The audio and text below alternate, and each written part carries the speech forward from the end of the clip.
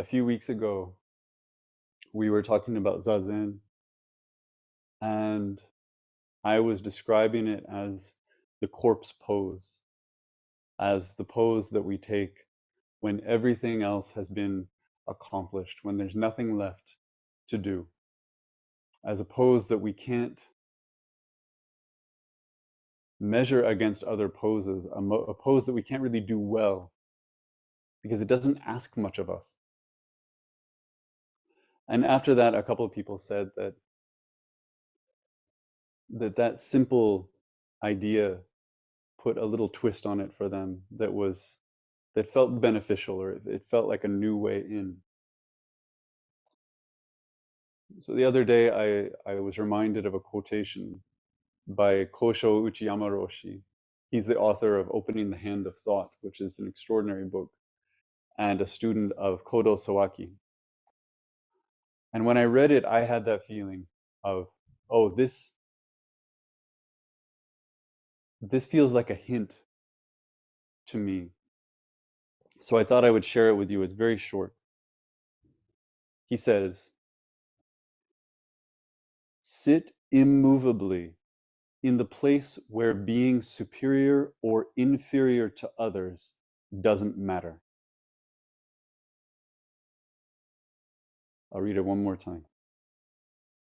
Sit immovably in the place where being superior or inferior to others doesn't matter.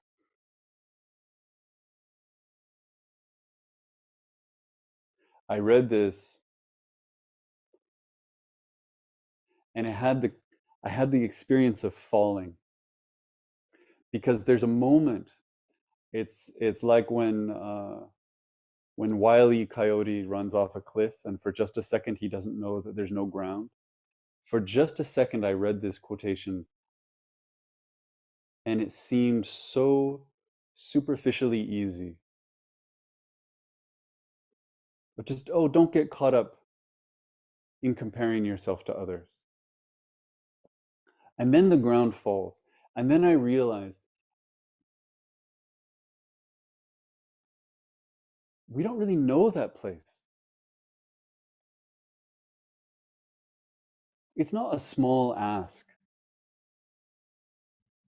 It's a complete reframing of the world.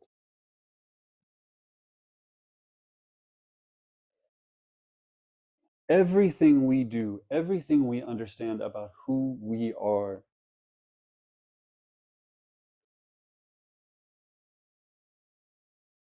has something to do with how we position ourselves with others.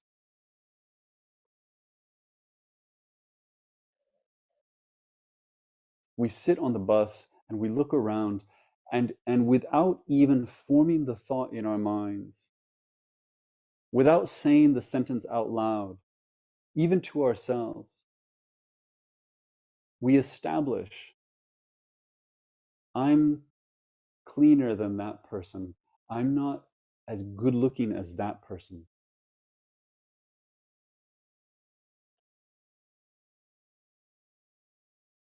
I'm better dressed.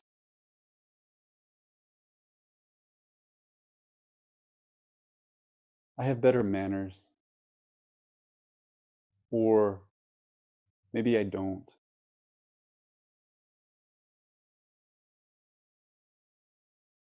There's one way of separating ourselves from others where we're trying to find where we come out on top. And there's another way where we go in with the assumption that we're not worth much. And so everyone presents as having something better, as being something better. We can do one or the other, or we can do both at the same time. We watch the news and we think, I would never do what that person did, because I'm different from that.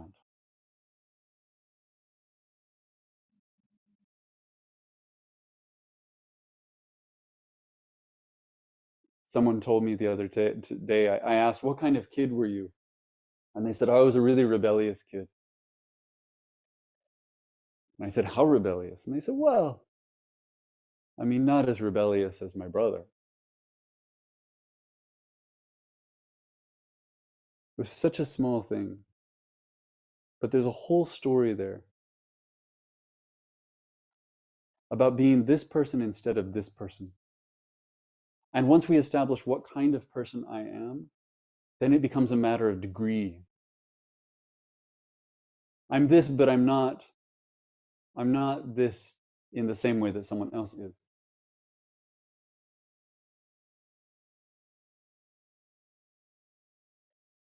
So when Kosho Uchiyama-roshi says, sit immovably in the place where being superior or inferior to others doesn't matter,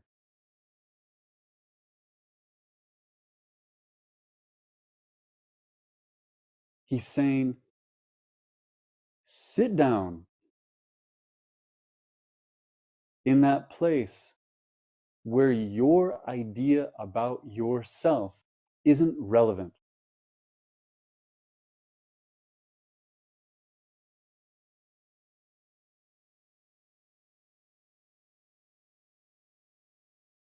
If you've never heard this before, if you've never thought of this before, take this in. Imagine what it is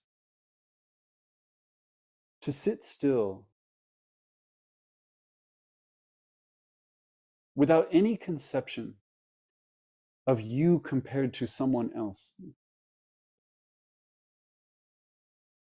We get a taste of this, I think, on retreat sometimes, especially if the retreat is long.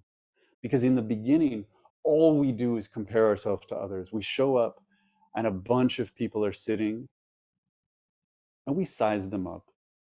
We don't mean to, but we know that that's a new guy. We know that one doesn't really know what they're doing, right? Or we're on that side of it and we feel like, oh, everybody here has been doing this so long and I'm so lost. I don't fit. And in the first few days, everyone around us is disrupting our experience. And their nose is sniffly, and they sneeze, and they keep changing their legs, and they're ruining it. And they ruin it because they aren't as serious as I am. They don't care as much as I do.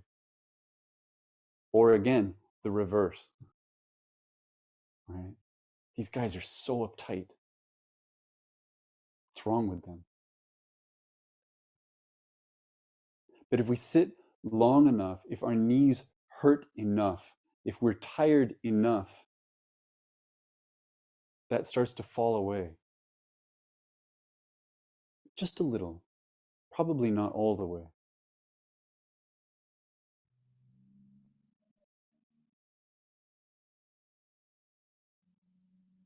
And instead of sitting in relationship to the person on the right and the left, we sit in relationship to Zazen, to the practice,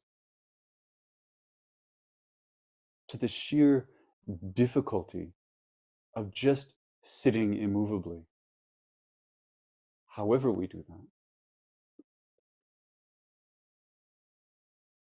it's a taste.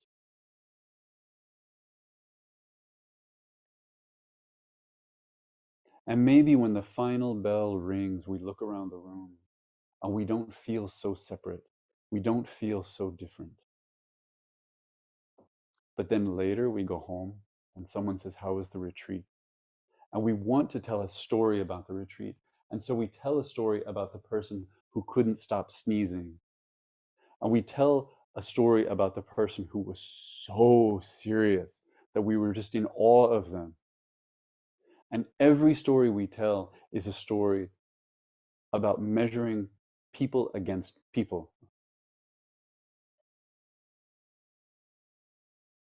We don't say it that way. But without that, the stories don't make much sense. Our story doesn't make much sense.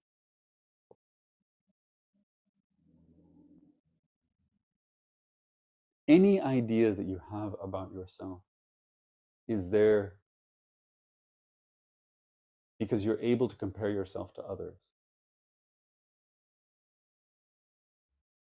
It means nothing to say I'm intelligent if I don't have an idea of what the range of intelligence might be.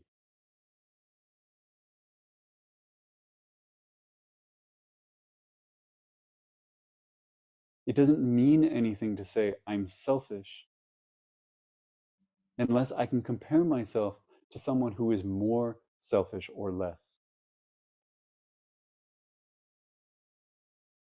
Because in a vacuum, there's no way to measure any of those things.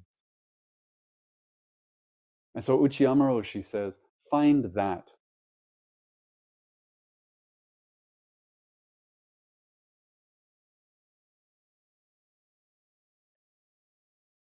The very simple version that my teachers have said to me for years is they say, don't put yourself into Zazen.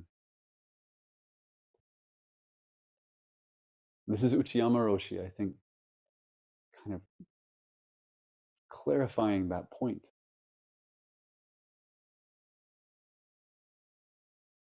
That the way not to put yourself into Zazen is to let go of the things that make the story about you. To let go of the things that define you.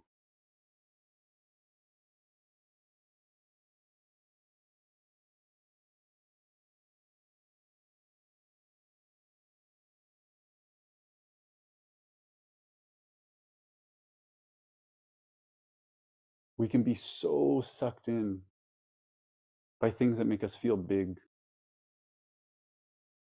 Righteousness makes us feel big, right?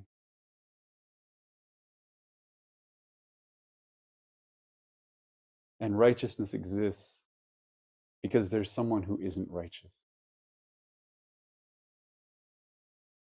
And we can get equally sucked in by feeling small.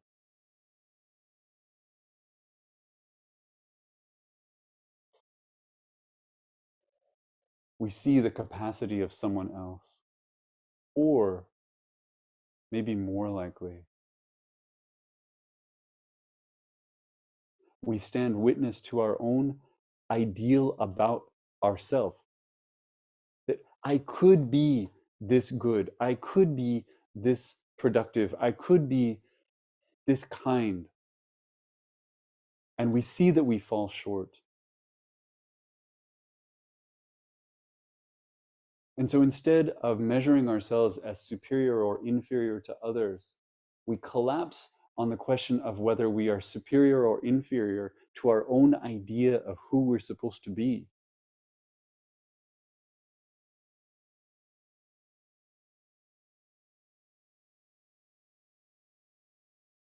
And the point for me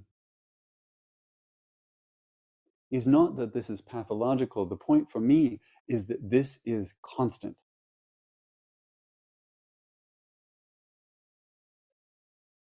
From the time we are very young children until the moment we exhale for the last time, we are measuring ourselves against others. We are measuring ourselves against our own ideas.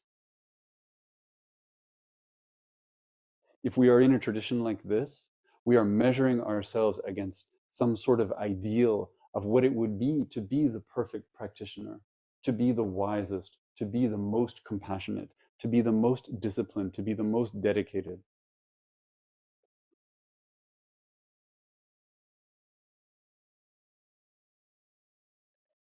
Uchiyama-roshi says, sit still and stop that.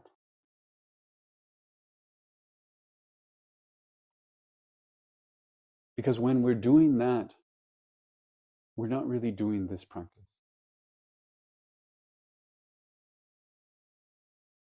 We're not opening ourselves up to something that is greater than that simple idea of me and you, me and them.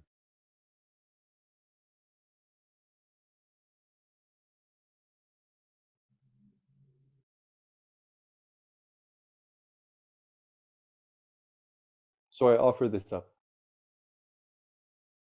So simple. Simple, and yet for me, when I read it, it was like getting cut.